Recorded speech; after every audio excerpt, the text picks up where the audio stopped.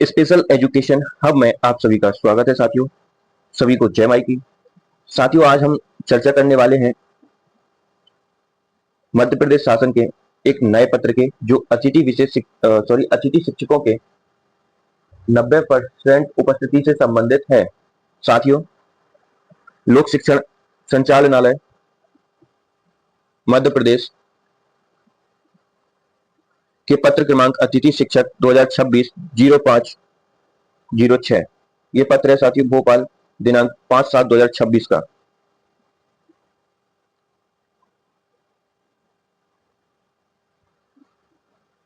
प्रति समस्त जिला शिक्षा अधिकारी मध्य प्रदेश, इसका विषय है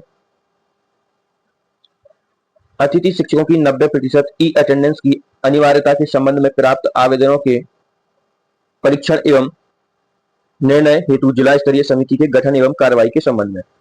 साथियों, इसमें संदर्भ दिया गया है लोक शिक्षण संचालनालय मध्य प्रदेश भोपाल का पत्र क्रमांक अतिथि शिक्षक 2026-27-652 दिनांक 30/6/2026 को। साथियों, जो 30 जून को एक पत्र आया था कि अतिथि शिक्षकों की से संबंधित उसी का इन्होंने संदर्भ दिया है कि उपरोक्त विषय अंतर्गत संदर्भित पत्र के बिंदु 4.8 के अनुपालन में 90% उपस्थिति की अनिवार्यता से संबंधित प्रकरणों हेतु ईमेल के माध्यम से अतिथि शिक्षकों के अभ्यावेदन प्राप्त करने की प्रक्रिया निर्धारित की गई थी। उक्त प्रक्रिया को विकेंद्रित करते हुए निर्देशित किया जाता है कि शैक्षणिक सत्र 25-26 में कार्यरत ऐसे अतिथि शिक्षक जो विशेष परिस्थितियों के कारण 90% ई अटेंडेंस सुनिश्चित नहीं कर पाए हैं,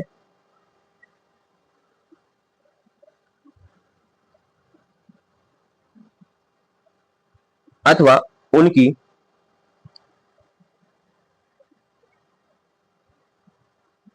उपस्थिति 90% से कम है, ऐसे अतिथि शिक्षकों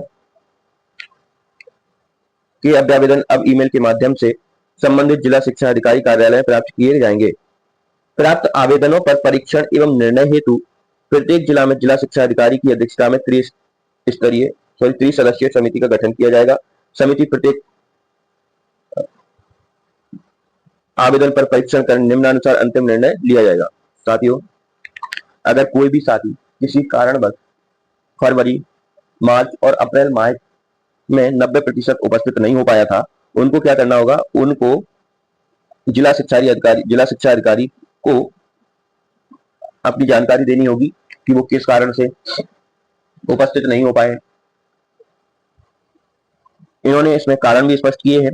समिति प्राप्त आवेदन एवं संलग्न दस्तावेजों का परीक्षण कर निम्नलिखित आधारों पर निर्णय लेगी।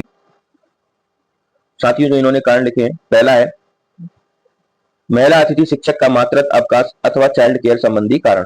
मतलब कि अगर कोई महिला अतिथि शिक्षक है और उसने मातृत्व अवकाश, मतलब कि वो एक माता है और अपने बच्चे के लिए वो अवकाश ले रही है, या चाइल्ड केयर संबंधी कारण अगर उसने दिया है, तो उसके लिए थोड़ी छूट मिल जाएगी कि वो रिज्वाइन कर सकेगी अगर उसकी 90% उपस्थिति नहीं है तब भी। दूसरा किसको रखा है इन्होंने? किसी भी प्रतियोगी शैक्षणिक परीक्षा में सम्मिलित होना। अगर कोई ऐसा अतिथि शिक्षक है जो किसी प्रतियोगी या शैक्षणिक परीक्षा में सम्मिलित हुआ हो, जैसे कि अगर कोई कॉलेज में हायर एजुकेशन कर रहा है या फिर वनडे कॉम्पिटिटिव एग्जाम देने के लिए गया है, तो उसने अगर वो कारण लेके छुट्टी ली है तो उसको भी 90% उपस्थिति के दायरे से बाहर कर दिया जाएगा और उसकी रिजॉइनिंग कराई जाएगी। तीसरी और इंपोर्टेंट बिंदु है नेटवर्क की अनुपलब्धता अथवा तकनीकी कारण। ये सबसे ज्यादा देखने को मिलता था साथियों कि कभी सर्वर आ रहे हैं, कभी सर्वर नहीं आ रहे हैं, कभी सर्वर न होने के कारण उपस्थिति नहीं लग पाई है। तो ये सारी चीजें, लेकिन इनकी जानकारी अपन को जिला शिक्षा अधिकारी महोदय को देनी होगी फुल प्रूफ के साथ। चौथा है अतिथि शिक्षक की गंभीर बीमारी की स्थिति होने पर। अगर कोई साथी ज्यादा बीमार था जिस कारण से वो मार्च, अप्रैल और फरवरी के माह में 90% उपस्थित नहीं हो पाया है, तो ये सारे कारण वो किसको बताएगा? जिला शिक्षा अधिकारी महोदय को। इसमें 2 पॉइंट और हैं। 5वां है अतिथि शिक्षक के विवाह के कारण उपस्थित न हो पाने के कारण। अगर किसी अतिथि शिक्षक साथी की शादी थी और वो शादी के कारण, विवाह के कारण विद्यालय आने में असमर्थ रहा है तो उसको भी इस चीज का प्रूफ देके इस दायरे से बाहर किया जा सकता है।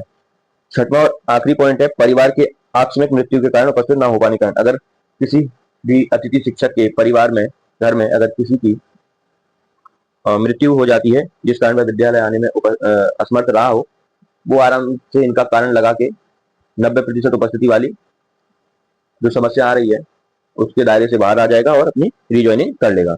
इन सब चीज की के बिल्कुल अपने को कागज अपने पास रखना है और एक जिला शिक्षा अधिकारी महोदय को एक एप्लीकेशन लिखना है और उसमें उन सारी चीजों के प्रूफ लगाने, जैसे मृत्यु का कारण है तो शोक संदेश, विवाह का कारण है तो विवाह का शादी का कार्ड,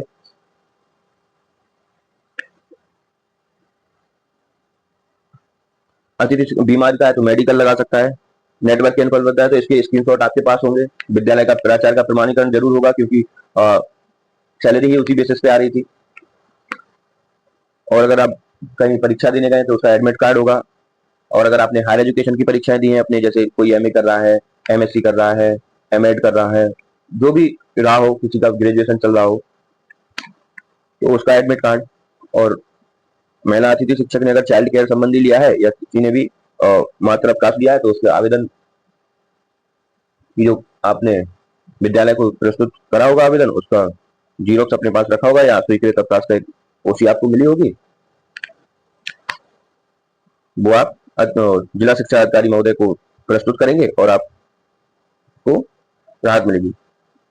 उपरोक्त के अतिरिक्त यदि कोई विशिष्ट कारण भी है तो जिला समिति ऐसे आवेदनों को सकारण लिपिबद्ध करते हुए समुचित निराकरण करेगी। सभी प्रकार के अभ्यावेदनों का निराकरण समय सीमा में किया जाना अनिवार्य होगा।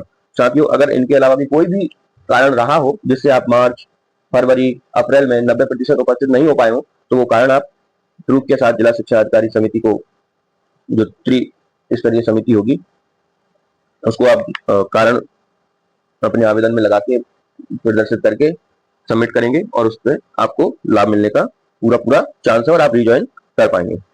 साथियों, अगर हमारा वीडियो अच्छा लगा हो तो हमारे वीडियो को लाइक करें, शेयर करें और हमारे यूट्यूब चैनल को फॉलो करें ताकि आपको अतिथि शिक्षक से संबंधित, अतिथि विशेष शिक्षक से संबंधित, वनडे एग्जाम से संबंधित समस्त प्रकार की जानकारियां आप सभी को प्राप्त हो सकें। कोई भी चीज अगर वीडियो के माध्यम से स्पष्ट रूप से समझ नहीं आती है तो आप कमेंट बॉक्स में कमेंट कर सकते हैं। और इससे पहले हमने एक वीडियो बनाई थी कि कैसे किस किस डेट में क्या क्या जानकारी पोर्टल पे प्रदर्शित होगी, कब रिज्वाइनिंग होगा, कब नए अतिथि शिक्षकों की ज्वाइनिंग होगी, मेरिट लिस्ट भी पोर्टल पे शो हो रही है, उसकी लिंक आपको डिस्क्रिप्शन में मिल जाएगी। जय माई की साथियों। साथ ही आप हमारे इंस्टाग्राम पेज specialeducation. आपको भी सब्सक्राइब कर सकते हैं, उस पर भी ये जानकारी साझा की जाती है।